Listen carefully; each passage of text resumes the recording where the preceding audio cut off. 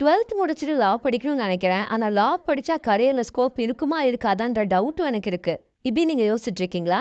நீங்க லா படிச்சா உங்களுக்கு இந்த ஃபீல்ட்ல அட்வொகேட்டா பிராக்டிஸ் பண்றதை தவிர்த்து எவ்வளோ கரியர் ஆப்ஷன்ஸ் இருக்குன்றத இந்த வீடியோல சொல்றேன். நீங்க நிறைய கவர்மெண்ட் எக்ஸாமினேஷன் எழுதலாம். Like civil judge examination, JAG examination ஆர்மில இருக்கு, அது எழுதலாம்.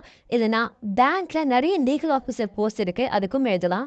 இது இல்லாம டிஎன்பிஎஸ்சில நிறைய போஸ்ட் இருக்கு. Like technical service examination, labour commissioner, HRNC commissioner, or நீங்க கோர்ட்ஸ்ல லா கிளர்க் ஆகவும் போகலாம். இது இல்லாம உங்களுக்கு 5 இயர்ஸ் அட்வொகேட்டா பிராக்டிஸ் எக்ஸ்பீரியன்ஸ் இருந்தா ஏபிபி எக்ஸாமினேஷனோ, 7 இயர்ஸ் பிராக்டிஸ் எக்ஸ்பீரியன்ஸ் இருந்து 35 years of age or above இருந்தா டைரக்டா நீங்க டிஸ்ட்ரிக்ட் ஜட்ஜ் எக்ஸாமினேஷனோ எழுதலாம்.